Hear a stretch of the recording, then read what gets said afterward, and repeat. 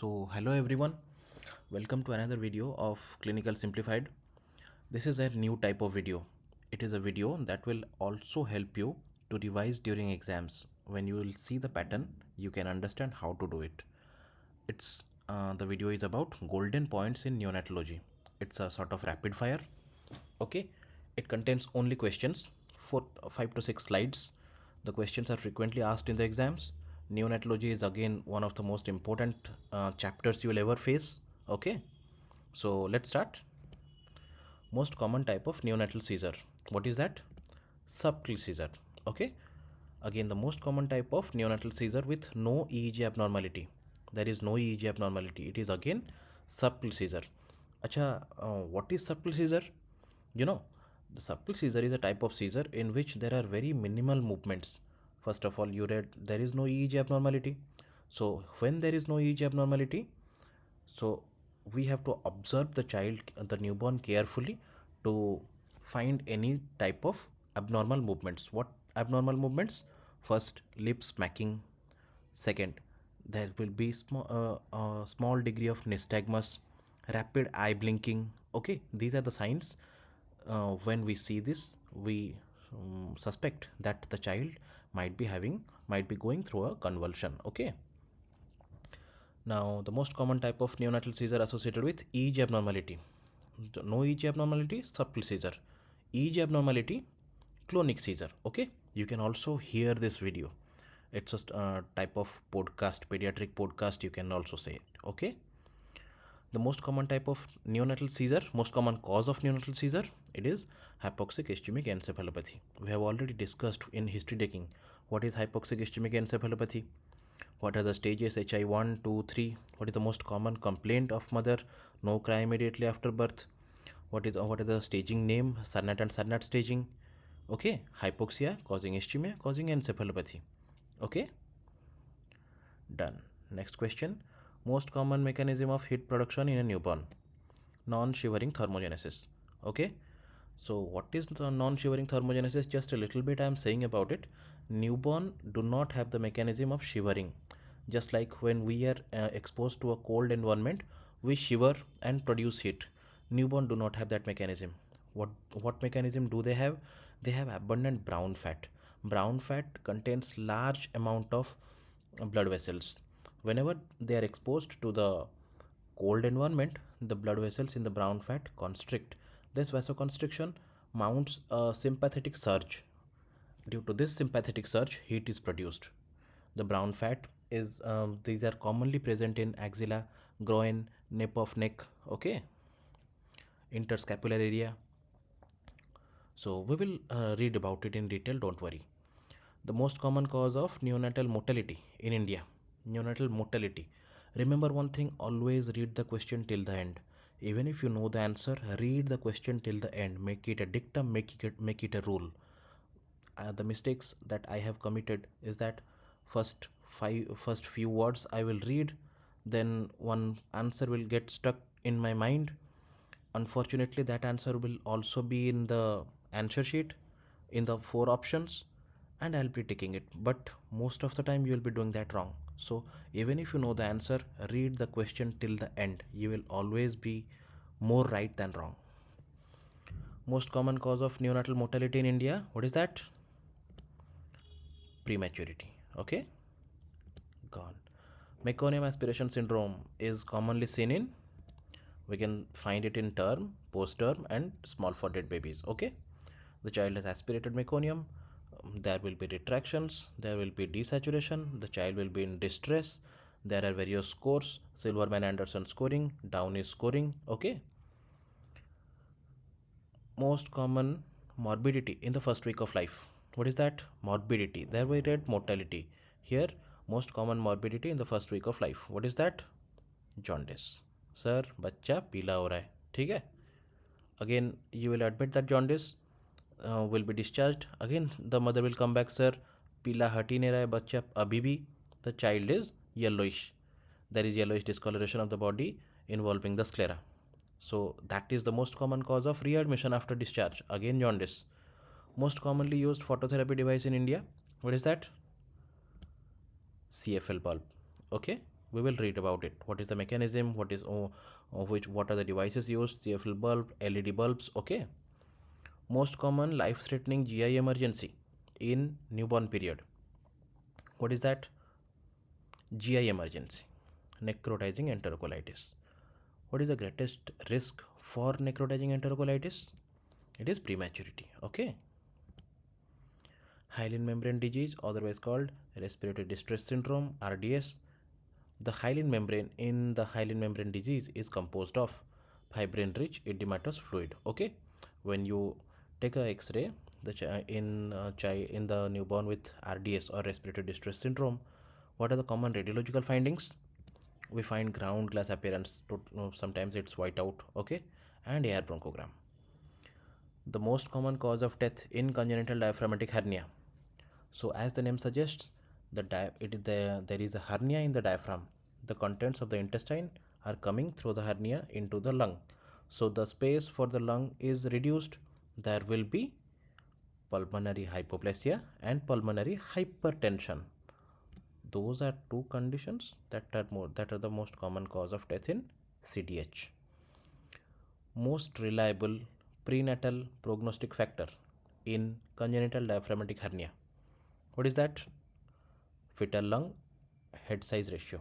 Okay, remember it. Earliest reflex to disappear in infancy. What is that? Rooting reflex. Best method for transport of preterm newborn while maintaining temperature. I mean, the temperature will be maintained. The preterm will be transferred to wherever we want to take it. What is that? In utero transport followed by kangaroo mother care. Organs palpable in a normal neonate. What are those? Liver, spleen, and kidney. These are the organs that are palpable in a normal neonate. Hyaline membrane disease is commonly characterized by, what are the characters of HMD? The FRC will be less than the closing volume. Remember this. They will be giving 4 options. 4 of them will be confusing. So first of all, remember this. Whenever you read this question, so you see options, you see words like FRC and closing volume. You first find out your answer in your mind, that FRC is less than closing volume. Then you find that answer in the 4 options. Simple as that. Inflation pressure required for the first inflation in a neonate. I mean, for inflating the lung of the neonate for the first time, what pressure would be needed? 25 to 40 centimeter of water for more than 1.5 seconds. Remember this again. Okay. Common drug that are used antenatally to prevent HMD. What is that? Betamethasone. Okay. 12 milligram every 24 hourly for 2 doses. Again, so I hope you will be getting some benefit from this podcast. Whenever I used to find such a video during my preparation days, I used to come after reading in the library. I used to go for a walk. I give the headphones and one of these videos would play. Okay. I used to read a podcast of our respected teacher, well-known faculty of pharmacology.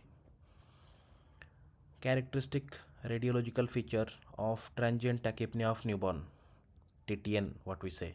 What is the radiological feature? Prominent horizontal interlobar fissure. Okay. So in the X-ray, you will find this finding. Bag and mask ventilation should be avoided if the newborn is diagnosed with CDH, congenital diaphragmatic hernia. So bag and mask ventilation is also contraindicated in that. Okay. Respiratory distress in a full-term newborn with family history and no response to surfactant is most likely due to pulmonary alveolar proteinosis. Respiratory distress in a term newborn with family history and no response to surfactant. Incubator used for thermal regulation in preterm neonates are, what is the mechanism of heat production? Convection warmed incubator, those are. Okay. Peripheral smear finding in a neonate with ABO hemolytic disease is microspherocytosis. These are microspherocytes. In the peripheral smear, we can find microspherocytes. Most important chronic feature of kernicterus: chorioathetosis, sensory neural deafness. I mean, if the child is affected, if the newborn is affected with kernicterus, what things we can find when the newborn grows up? First is chorioathetosis, then sensory neural hearing loss, upward gaze palsy, and mental retardation. Coming to the next question: treatment of hyperbilirubinemia in kernicterus is exchange transfusion. I mean, whenever the hyperbilirubinemia results in kernicterus, the thing that needs to be done as soon as possible is exchange transfusion. Symptomatic neonatal hypoglycemia should be managed with 10D or 10% dextrose because it is symptomatic. What are the symptoms? The child will be lethargic, the child will be having convulsion. Okay. Maximum concentration of dextrose that can be given through a peripheral vein is 12.5% dextrose. Neonatal hypoglycemia is defined as blood glucose less than 40 milligram per deciliter or plasma glucose less than 45 milligram per deciliter. Neonatal hyperglycemia is defined as, so hypoglycemia 40-45 blood plasma, hyperglycemia 125-150 blood plasma. Understood? Okay. Test used to diagnose respiratory depression due to maternal opioid use is naloxone challenge test. Remember this again? A few slides are left. 1, 2 perhaps.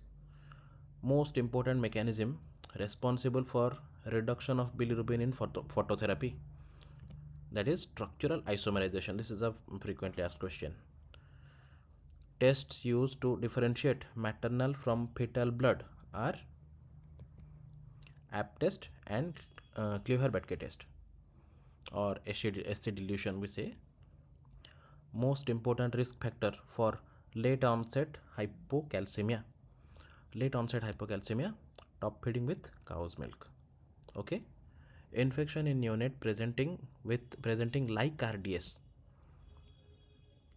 That is, I mean, the neonate would be presenting like RDS, but it might be a infective etiology. So what's the most common one? GBS, group B streptococcus. These are the questions. Hope you have enjoyed it. So hope you will go through it once again. Okay, I'll be putting, if you like it, just write a comment. I will be making more such type of podcastic pediatric videos that you can listen when you are tired, and that will not pose a load on your brain. Okay, so give a comment if you like it. Thank you.